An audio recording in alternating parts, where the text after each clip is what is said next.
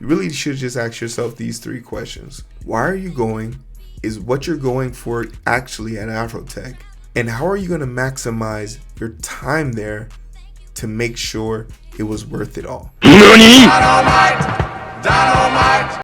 But with every lingering question, it leads to an absolute. We have the good, we have the bad, so let's tell the truth. The truth is you weren't prepared for AFRO TECH. If you found yourself being cheated or felt cheated, that AFRO TECH didn't live up to what you wanted it to be, I'm sorry to tell you probably weren't as prepared as you should have been. As a person who's gone for the 2nd time now, I was way more prepared for the things I wanted to do. I'm probably here to say if you didn't have a detailed list of everything you wanted to do, or you didn't have the time slots and everything you registered for, and you didn't RSVP for them a week after they came out, you probably weren't prepared for it. If you went to events thinking showing up on time was an appropriate thing to do, you didn't go to the ones last year, and you didn't learn that you should probably show up 15 to 25 minutes earlier to make sure that you get a spot. These are all hard truths that I found out last year. So when I hear people complaining about them this year, especially if I heard that they had been here before, it leads me to believe that you probably didn't learn your lesson last year, and you probably suffered consequences for it. But your lack of preparation is not a downplay of the situation. It wouldn't be fair for me to say that even with all the preparation in the world, people who did show up and pay to do something should have gotten the things they showed up for and paid for. We need to talk a little bit about how 1/3 of the booths I visited, and I missed 10 of them, I believe. But of the 1/3 that I visited, they openly weren't hiring. Q4 in our economy is currently in a very low place right now. So to see so many companies just openly saying they're not hiring, Discover being one of them, they just playing out like their booth is just there. It sends a bad taste in my mouth, because this is supposed to be helping our generation of kids and people get into high-end positions and spaces, and they're literally saying they don't have them available, which begs the question, when and where will they be available? And if they're not available now, how and when are we going to get that? This was our opportunity to get the inside ear of these companies. There's no way these companies should be given our time and money if they're not preparing space and opportunity for us. We need to question some of the people that were invited to speak at our convention. If you invited people who could be attributed to being like multi-level business plans, or Silicon Valley giving strategy advice on investment when they are in the bucket for multiple Bitcoin and NFT rug pulls, not to mention fitting the bill for at least half of what Elon Musk owes for buying Twitter as a joke. Forced to buy as a joke.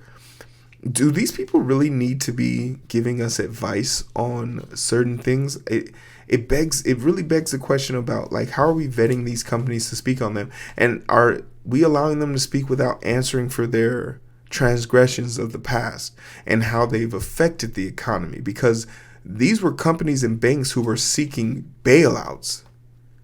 And those bailouts came from tax-paid funded things, right? So it's a question. We already talked about Sweetie, but let's talk about Rick Ross' performance. I'm pretty sure the hype would have been more. This is one of the situations where the hype would have been better than the current situation. It would have been way better to have Rick Ross, literally Rick Ross, have a line going around the corner, around the block. The stadium's packed to capacity, and Rick Ross is 10 minutes from coming out. But in reality, the situation is I showed up 10 minutes late for his set, and I walked straight up, and literally I was 30 feet away from Rick Ross. I could be 30 feet away from Rick Ross. There were so few people. You'll see the space here that I'll show in the pictures, but it was kind of embarrassing, especially when Wale's concert went so hard, and it was a lot easier and less problematic because they just let people in. the simple fact that they let Rick Ross take this L is going to make it 10 times harder for them to get anyone bigger or of equal caliber, because Afro Tech doesn't know how to generate or garner a crowd. There's no way in hell that the Zillow concert that I went to, Kickback, was more live than the main event, right? Once again, I said it already. Sweetie didn't post anything about this on her timeline, so speaks for it, right? And also, the swag was lacking. This year, the swag was lacking. This video I'm about to do at some point, I'm going to do an unboxing of all of the swag I got. This was the best thing I got from last year's event. The Stripes Power Pack. Still using it. I charged this last week, Monday. How many battery points? 3.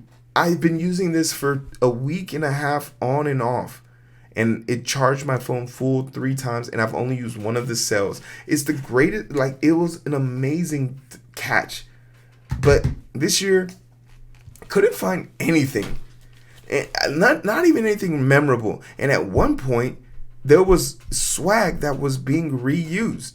I'll show it when I see it, but the umbrella that I got was literally the same umbrella from last year that I got. Great find. All I did was, now I have 2 of them. It was like, for all the companies that came, they came with the same idea, giving us bags. Some of them came with t-shirt, but I came up with a cool Afro Tech design t-shirt. Why aren't these companies doing the same thing? It's mind-boggling.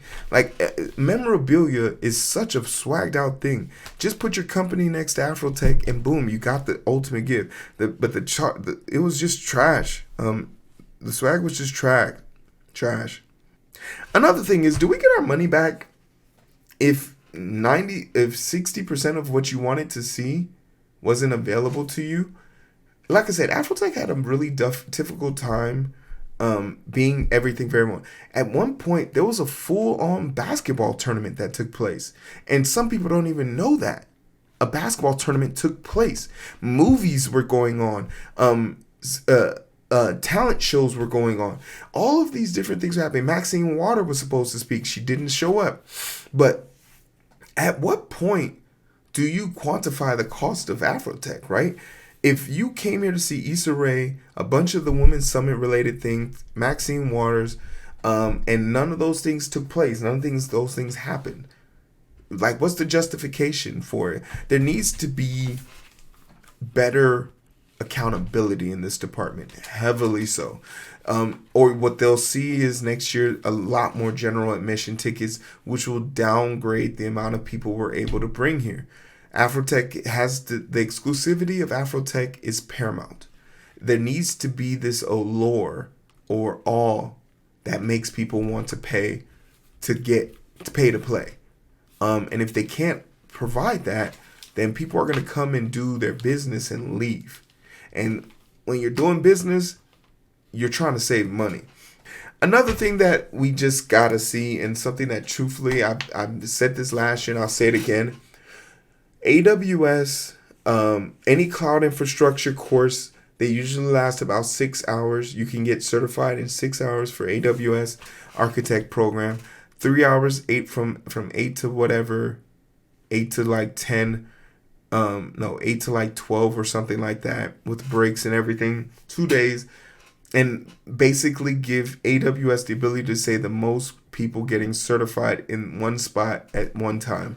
There needs to be a more energy and emphasis put into getting people certified so that the positions they're applying for, they match for. I love seeing them do the pictures for the profiles. I think that was great last year. It was great this year. Having the coffee booths, all those things. They were way more conscious of what people said last year. So I hope they listen this year. I just hope that Afrotech doesn't get the wrong message from people complaining. I hope they understand that the people complaining weren't prepared to come to Afrotech this year. I hope they understand that Afrotech is responsible for being everything, the everything convention, a sports convention, a financial, a programming, a health, a wealth, everything, influencer, everything. They are in charge of it. And as big as a burden that is, I think they've carried it well. Next year is going to be in Houston. I personally hate Houston. One, not only because Houston's traffic is atrocious. Two, it is one of the more spaced out downtowns, and their downtown isn't as how je ne sais quoi upbeat as it was. Now, granted, it's been at least 5 years since I've been there, so maybe things have changed. But I think Afro Tech would probably benefit from. Where would you want to see Afro Tech next? Because if you go to Houston, the logical leap is then to go to Louisiana, which I don't know how I feel about that at all. Ultimately, once again, I might seem kind of harsh, but that's just because I really, I love you guys. So I want to make you guys know everything that I felt. But at the end of the day, if I had to do it again, I'd do it again. Simple as that. Afro Tech is too valuable to me for me to be begrudging by one-off stances about not being able to get in to see Issa Rae. Afro Tech is bigger than Issa Rae. Afro Tech is bigger than the parties and the meet and greets. But if that is all Afro Tech is to you, that's fine. I think that's beautiful. I think that's great. There were so many people I ran into from last year that saw me this year, and I was happy to see that their company could sponsor them to come here, or that they're doing better than they were before. These are all things that I celebrated, and these are all things that made me feel better. The short and sweet of it, even if though Afro Tech is going to be in a city I don't like, I'm going to be there to do the same thing I did this year. Figure out a way to upgrade myself and push my product out there. Ultimately, I hope if you are trying to decide if you go to Afro Tech, you really should just ask yourself these 3 questions. Why are you going? Is what you're going for actually at Afro Tech? And how are you going to maximize your time there to make sure it was worth it all? All those things need to be questions you need to have answered. And to give you an example, why did I go to Afro Tech? Because I wanted to level up. Was the potential for me to level up possible here? Yes. Did I make the time to be able to level up? Yes. So for me, it's quite simple. I'll be back next year. I'll try and get these videos out in a reasonable time. I had a vacation from Afro Tech after Afro Tech. So you already know how that went. But I appreciate you guys. I love your faces. Take care of yourself. Once again, if you want to crop a shirt, any shirt you buy, to the end of the year, we matched 100%. I appreciate everyone that already bought a shirt. I'll snap and all the names will appear here. Thank you so much. I love your faces. Here's Afro Tech 2023. Or maybe I should say Afro Tech 2024. It was a vibe.